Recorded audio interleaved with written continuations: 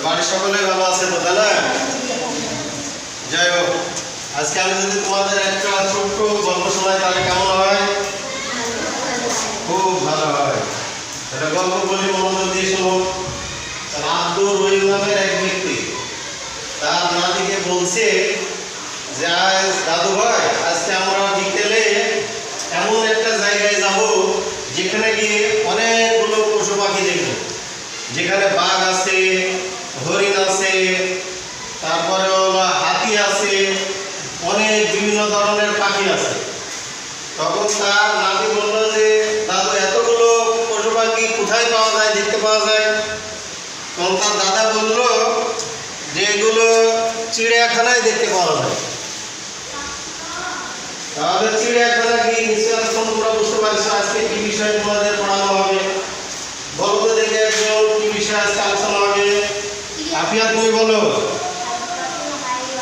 তাহলে হাদিকাতুল হায়ওয়ান, অর্থাৎ চিড়িয়াখানা। চিড়িয়াখানার আরবি হলো হাদিকাতুল হায়ওয়ান।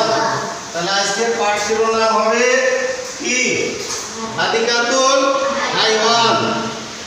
তাহলে আমি পাঠ শিরোনাম লিখছি, ঠিক আছে?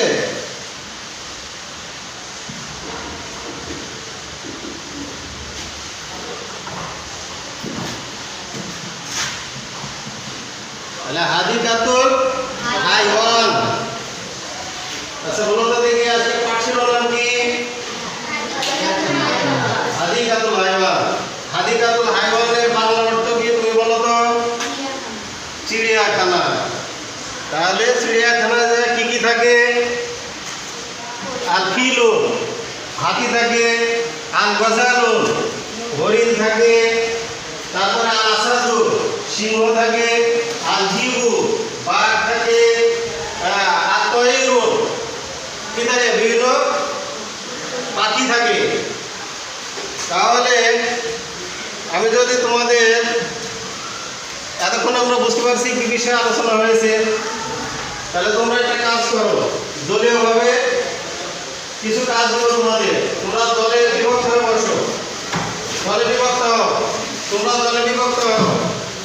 তোমরা লিখো যে চিড়িয়াখানায় যে সমস্ত পশু থাকে, কয়েকটা পশুর নাম লিখো। আর তোমরা কয়েকটা পাখির নাম আরবিতে লিখো। হ্যাঁ, লেখা শুরু করো।